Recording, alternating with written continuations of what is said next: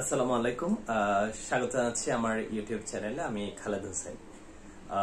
মাঝখানে আমরা 46তম বিসিএস প্রিলিমিনারির কিছু ধারাবাহিক ক্লাস দেওয়ার পর আজকে আমরা নতুন একটা ক্লাস নিয়ে আসলাম। সেই ক্লাসটা হচ্ছে কি মানসিক দক্ষতা।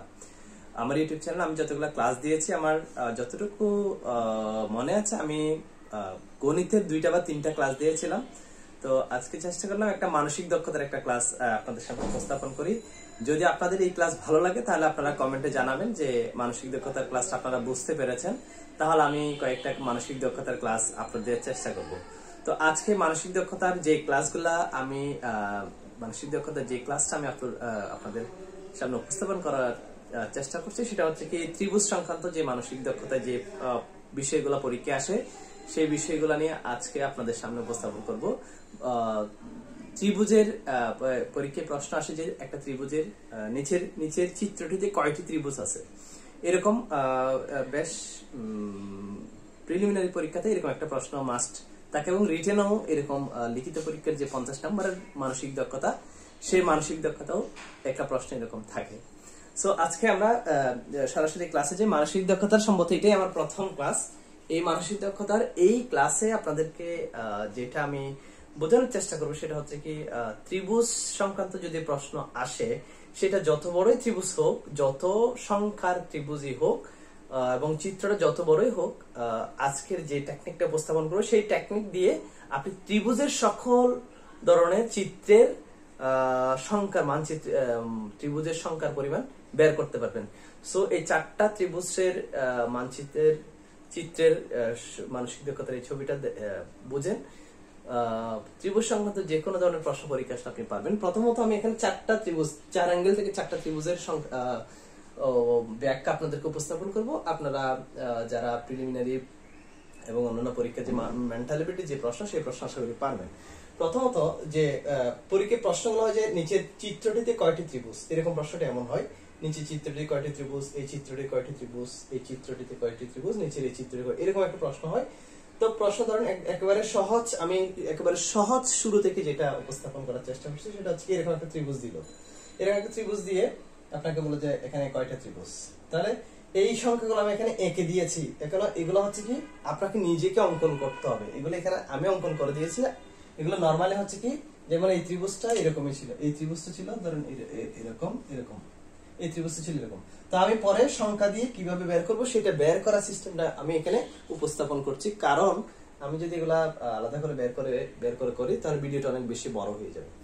তাহলে এখানে এরকম যখন ত্রিভুজটা থাকবে তখন আপনি এখানে সংখ্যা দিয়ে ফেলবেন, সংখ্যা দিয়ে কাজটা করবেন। যেমন 1 এবং 2, 1 একটা ত্রিভুজ, 2 একটা ত্রিভুজ, তাহলে 1 এবং 2 দুইটা ত্রিভুজ, আর পুরা মিলে একটা ত্রিভুজ, সম্পূর্ণ একটা ত্রিভুজ। সুতরাং এই চিত্রে ত্রিভুজের সংখ্যা হচ্ছে কি 3টি। এই একটা ত্রিভুজ, এই একটা ত্রিভুজ, এই একটা ত্রিভুজ, এবং পুরা মিলে একটা ত্রিভুজ, টোটাল হচ্ছে কি 3টা ত্রিভুজ। তাহলে এই চিত্রে 3টা ত্রিভুজ, এটা সহজ ইজিলি বোঝা গেল। পরের পয়েন্টে পরের যে ত্রিভুজ আছে, এই চিত্র আছে, সেই চিত্রে কয়টা ত্রিভুজ দেখেন। যখন এরকম একটু আরেকটু, যখন এটা চেয়ে একটু যখন বড় হবে, সেই ক্ষেত্রে ত্রিভুজটা যেরকম করে বের করতে হবে।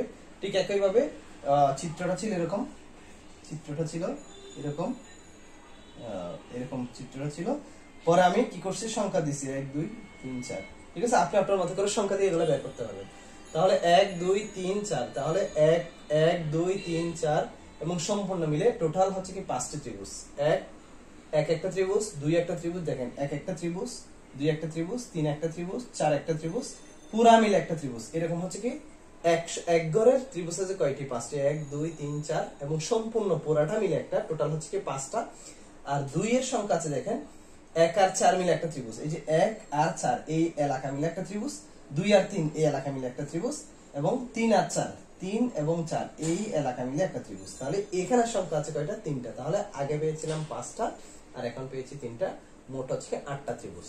তাহলে এটাতে 3টা ত্রিভুজ, এটা 8টা ত্রিভুজ, দুইটা গেল। এবার হচ্ছে কি সেকেন্ড যে 3 নম্বর যে চিত্রটা, সেই চিত্রটা একটু দেখেন। এই চিত্র দুটো ইম্পর্টেন্ট, এই চিত্রটা মোস্ট ইম্পর্টেন্ট, এবং এই চিত্রগুলো আমি যেগুলো বিশেষ পরীক্ষায় এসেছে ওই চিত্রগুলোর আলোকে, মানে ওই চিত্রগুলোর অ্যাঙ্গেলে ইয়ার কোশ্চেন বেস এই চিত্রগুলো উপস্থাপন করছি। তাহলে এরকম যে চিত্রটা আছে, সেই চিত্রটা ঠিক একই রকম। এখানে আমি সংখ্যা দিয়েছি, চিত্রটা কিন্তু সংখ্যা ছাড়া ছিল, আপনারা যারা মেন্টাল এবিলিটি করেছেন তারা দেখতে পাবেন। তাহলে এই চিত্রটিতে দেখেন, নিচের এই চিত্রটিতে প্রশ্ন হচ্ছে কি নিচের এই চিত্রটিতে ত্রিভুজ সংখ্যা কয়টি। সেক্ষেত্রে আপনাকে যেটা করতে হবে ঠিক আগের মতো সংখ্যা লিখে ফেলবেন, 1 2 3 4 5 6 সংখ্যা লিখে ফেলবেন। এবার দেখেন কাউন্ট করতে সুবিধা হয়, যেমন 1 একটা ত্রিভুজ, 2 একটা ত্রিভুজ, 3 4 5 6 1 একটা ত্রিভুজ, এবং পুরাটা মিলে এই পুরাটা একটা মিলে সম্পূর্ণ মিলে একটা ত্রিভুজ। টোটাল হচ্ছে কি ত্রিভুজ কয়টি পাই? 7টি। মানে এক ঘরে ত্রিভুজ পাই আমরা কয়টা? 7টা।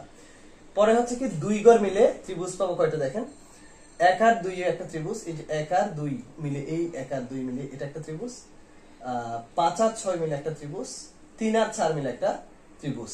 তাহলে 1 আর 2 মিলে একটা ত্রিভুজ, 5 আর 6 মিলে এদিকে একটা ত্রিভুজ, আর 3 আর 4 মিলে।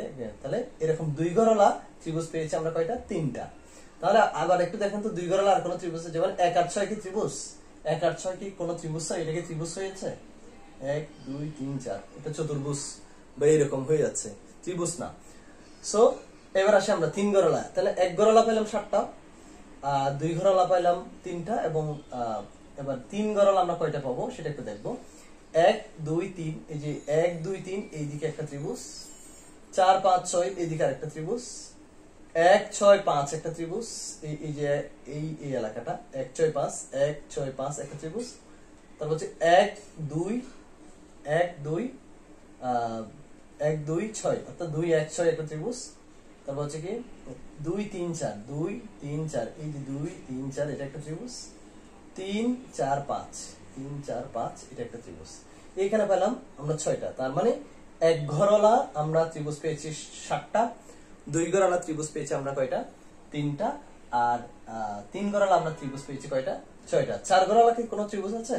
তাহলে এখানে দেখবেন 4 ঘরওয়ালা কোনো ত্রিভুজ নাই, সেজন্য 4 ঘর বাদ। তাহলে 3 পর্যন্ত গেলে আমাদের টোটাল ত্রিভুজ সংখ্যা হয় 7 3 10, 10 হচ্ছে 16টি ত্রিভুজ। এই চিত্রটা ইম্পর্টেন্ট। এই টাইপের চিত্রগুলো যদি আপনি সলিউশন করেন তাহলে মোটামুটি ত্রিভুজ সংক্রান্ত যে প্রশ্নগুলো আসে সেই প্রশ্নগুলো আপনি অ্যান্সার দিতে পারবেন। পরের ত্রিভুজটা হচ্ছে একটু দেখেন, পরের ত্রিভুজটা হচ্ছে কি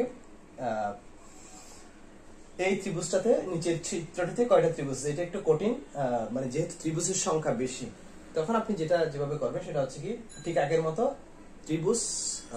ত্রিভুজের সংখ্যা বের করার সময় আপনাকে চিত্রটা আবার আলাদা করে এঁকে ফেলবেন। এঁকে ফেলার পর এগুলাতে নাম্বারিং করবেন, নাম্বারিং করে সেগুলা বের করার চেষ্টা করবেন। তাহলে 1 একটা ত্রিভুজ, 2 একটা ত্রিভুজ, 3 একটা ত্রিভুজ, 4 একটা ত্রিভুজ, 5 একটা, 6 7 8 9। তাহলে এগুলো সবগুলো লিখলাম 9 পর্যন্ত। আবার পুরা এরিয়া মিলে একটা ত্রিভুজ, সম্পূর্ণ মিলে একটা ত্রিভুজ, টোটাল হচ্ছে কি 10টা ত্রিভুজ। এটা একটা গেল। এবার 2 ঘরের ত্রিভুজ আছে কয়টা? দেখেন 3 আর 2 মিলে একটা ত্রিভুজ। দেখেন 3 আর 2, এই এলাকাটা 3 আর 2 মিলে একটা ত্রিভুজ। তারপর হচ্ছে কি 8 আর 3 আর 2 2 আর 3 মিলে একটা ত্রিভুজ, 4 আর 5 মিলে একটা ত্রিভুজ, 6 আর 7 মিলে একটা ত্রিভুজ, 6 আর 7, 8 আর 9 মিলে একটা ত্রিভুজ, 7 আর 8, এই যে 7 আর 8 মিলে একটা ত্রিভুজ, 6 আর 9 মিলে একটা ত্রিভুজ, 2 আর 5 মিলে একটা ত্রিভুজ, 4 আর 3 আর 4 বা 4 আর 3 মিলে একটা ত্রিভুজ। তাহলে এইখানে দুই সংখ্যাওয়ালা ত্রিভুজ আলাম আমরা কয়টা? 8টা। তাহলে আগে পেয়েছি 10টা, এখন পেয়েছি 8টা। তারপরে হচ্ছে কি 3 ঘরওয়ালা ত্রিভুজ আমরা পাই কিনা দেখি। ধরেন 4 3 2, এরকম কি কোনো ত্রিভুজ হয়েছে? হয় নাই। তাহলে 3 ঘরওয়ালা কোনো ত্রিভুজ আমরা পাই নাই, বিধে আমরা 3 ঘরওয়ালা না পেলে আমরা 4 ঘরওয়ালা চিন্তা করব। দেখেন তো এই এলাকাটা 4 5 6 7, এই 4টা ঘর মিলে একটা ত্রিভুজ পেয়েছি। আবার দেখেন 2 2 5 6 9, এরকম একটা ত্রিভুজ পেয়েছি। তাহলে 4 ঘরওয়ালা দুইটা আমরা ত্রিভুজ পেয়েছি। তাহলে প্রথমে পেয়েছি 10টা, 2 ঘরওয়ালা পেয়েছি 8টা, এখন পেয়েছি 2টা। তার মানে 10 আর 8 18, 18 আর 2 20, 20টা ত্রিভুজ পেয়েছি। সো আপনাদের সামনে ত্রিভুজ সংক্রান্ত যে কোনো প্রশ্ন যদি পরীক্ষায় আসে, প্রথম আপনাকে যে কাজটা করতে হবে সেটা হচ্ছে কি সংখ্যাগুলোকে নাম্বারিং করে ফেলা, 1 2 3 4 5। তারপর হচ্ছে কি এক ঘরওয়ালা কয়টা পাচ্ছেন ত্রিভুজ, 2 ঘরওয়ালা কয়টা পাচ্ছেন, 3 ঘরওয়ালা কয়টা পাচ্ছেন, হ্যাঁ 4 ঘরওয়ালা পেলে কয়টা পাচ্ছেন। এরকম দেখবেন যত বেশি হোক না কেন, যখন আপনি 1 2 3 4 দেখবেন অপশনের মধ্যে আপনার এই খুঁজে বের করলে তখন অপশনের অ্যান্সারটি খুঁজে বের করতে পারবেন, অ্যান্সারটা বের হয়ে যাবে ইজিলি। সুতরাং ত্রিভুজ সংক্রান্ত কোনো প্রশ্ন যদি পরীক্ষায় এসে থাকে, এই সূত্র অ্যাপ্লাই করে ইনশাআল্লাহ আপনি মেন্টাল এবিলিটি যেই ত্রিভুজ সংক্রান্ত প্রশ্ন আসে, সেই ত্রিভুজ সংক্রান্ত প্রশ্ন যতই জটিল হোক, কঠিন হোক, যতই বড় হোক, সেই প্রশ্নের অ্যান্সার আপনি ইজিলি দিতে পারেন। সো আর কথা বাড়াবো না। যদি ত্রিভুজ সংক্রান্ত মানসিক দক্ষতা এই ক্লাসটা আপনার ভালো লেগে থাকে অবশ্যই কমেন্টে জানাবেন। নেক্সটে অন্য একটা মানসিক দক্ষতার প্রশ্ন আপনাদের ক্লাস আপনাদের সামনে উপস্থাপন করব। সে পর্যন্ত সবাই ভালো থাকবেন, সুস্থ থাকবেন। আল্লাহ হাফেজ, আসসালামু আলাইকুম।